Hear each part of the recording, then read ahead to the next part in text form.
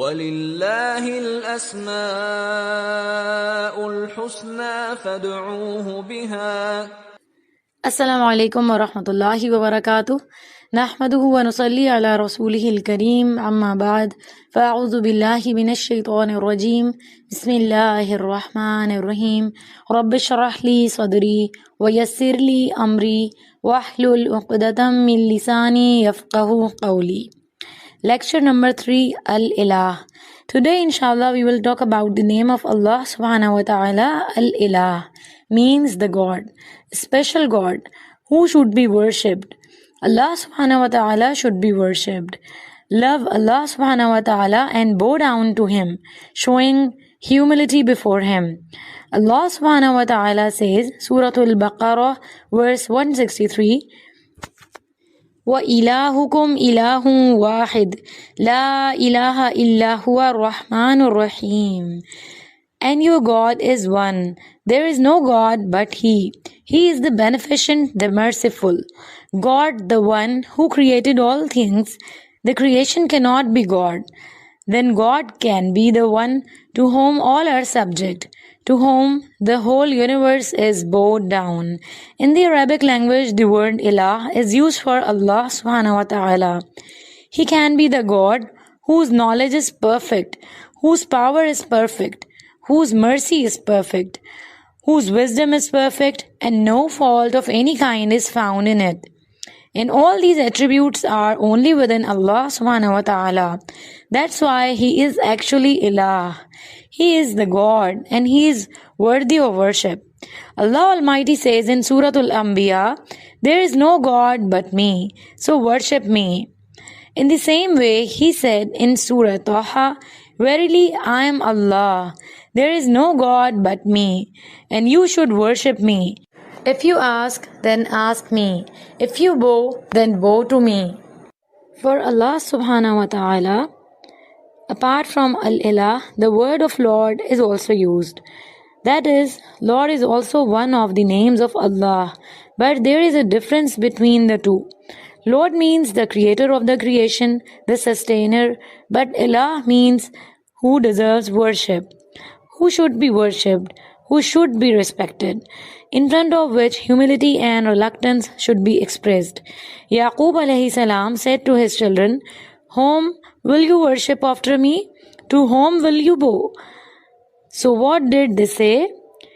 They say, we will worship your God, the Ilah of Ibrahim, Ismail, Ishaq, alayhimus salam, the God of all of them, who is the same Ilah. We will all worship Him. So it is as if Yaqub alayhi salam urged his children to worship one Ilah as his final will.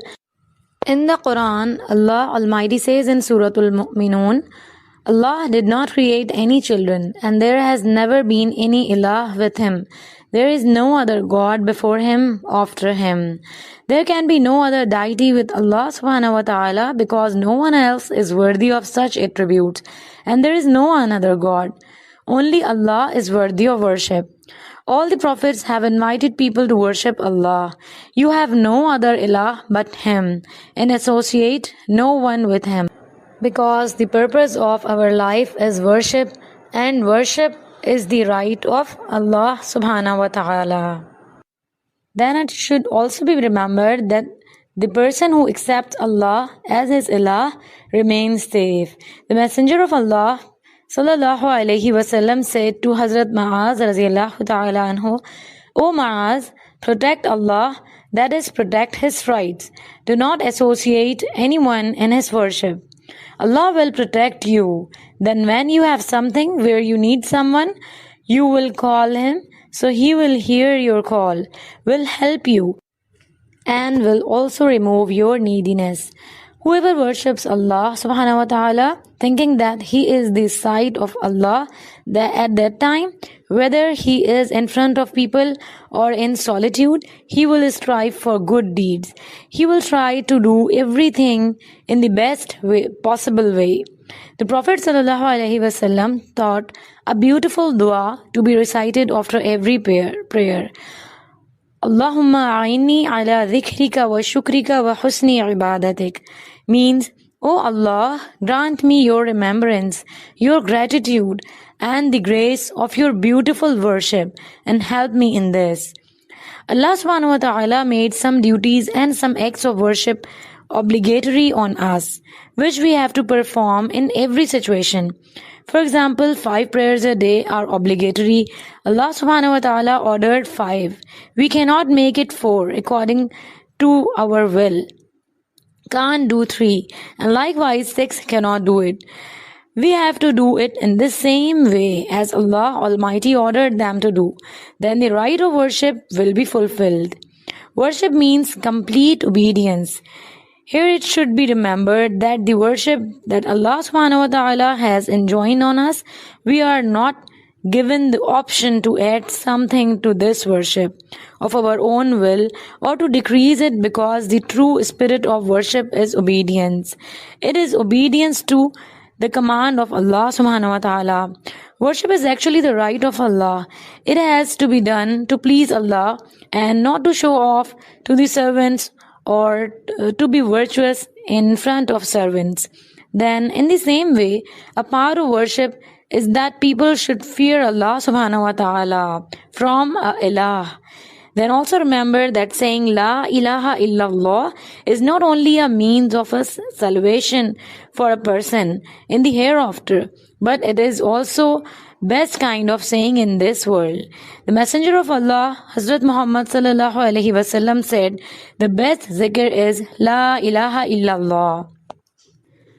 Hazrat Abu Hurairah radiyallahu ta'ala anhu said that the Prophet sallallahu alaihi wasallam said, whenever a servant says La ilaha illallah, the gates of heaven are opened for him until this word reaches the throne. This happens when a person avoids major sins. The Messenger of Allah sallallahu alaihi wasallam said, enjoin your dead to say La ilaha illallah. There is no God but Allah, and hell is forbidden. Hazrat Nauf radiallahu ta'ala anhu says that if the heavens and the earth and everything between them were placed on one scale and only La ilaha illallah was placed on the other scale, then the second scale would be bent of La ilaha illallah. Therefore, if a person recites La ilaha illallah with a sincere heart and rejects all shirk, then this one word will become the source of his salvation on the day of judgment. And if someone goes to hellfire because of his sins, also because of his La ilaha illallah, he will be taken out from there in the end. Even if he has committed great sins, but after suffering the punishment of these sins, this word will become the means of his salvation.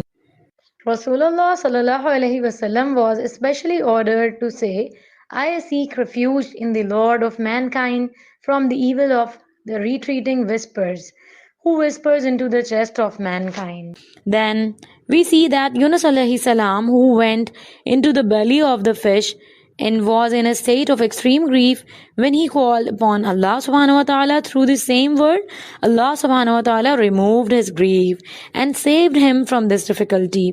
And what is that word? What is that dua? There is no God but you.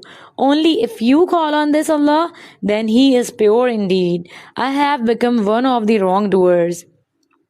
That is why the Prophet sallallahu alaihi wasallam used to recite La ilaha illallahul azimul halim. La ilaha illallahu rabbul arshil azim. La ilaha illallahu rabbus samawati wa rabbul ardi wa rabbul arshil kareem. Translation: there is no God but Allah, the great and the forbearing. There is no God but Allah, the Lord of the great throne. So whoever recites this dua in distress and suffering, Allah subhanahu wa ta'ala will remove his suffering, because the Prophet sallallahu alaihi wasallam used to recite this dua. Then also in Sayyidul Istighfar, when a servant says, O Allah, you are my Lord, there is no God in your realms, that there is no God, you created me. I am your servant, I am your faithful to my covenant and promise, as much as I have ability, as much as I have courage. I confess your favors, and I also confess my sins. Please forgive me, because no one can forgive sins except you. A person who recites the istighfar is called Sayyidul Istighfar, the chief of istighfar. If it falls in the evening, and that occurs at night, may Allah forgive all his sins and enter him into paradise. In the same way, if someone recites early in the morning, then if any mistake is made at night, Allah will forgive him and he is promised to enter paradise. So the truth is that Allah's right over the man is that man should be pure and worship him and call upon him in every difficulty and call him through this name Al-Ilah, and your prayers will be accepted insha'Allah. Let's ask to our Ilah for forgiveness, because there is no Ilah except you. Exalted are you. Indeed we have been of the wrongdoers. Allahu Akbar, wala hawla wala quwwata illa billah. Allahumma gfirli. Allah is the greatest, and there is no power or might except with Allah. O Allah, forgive me. Subhanak Allahumma wa bihamdika ashhadu an la ilaha illa anta astaghfiruka wa atubu ilayk. Assalamu alaikum wa rahmatullahi wa barakatuh.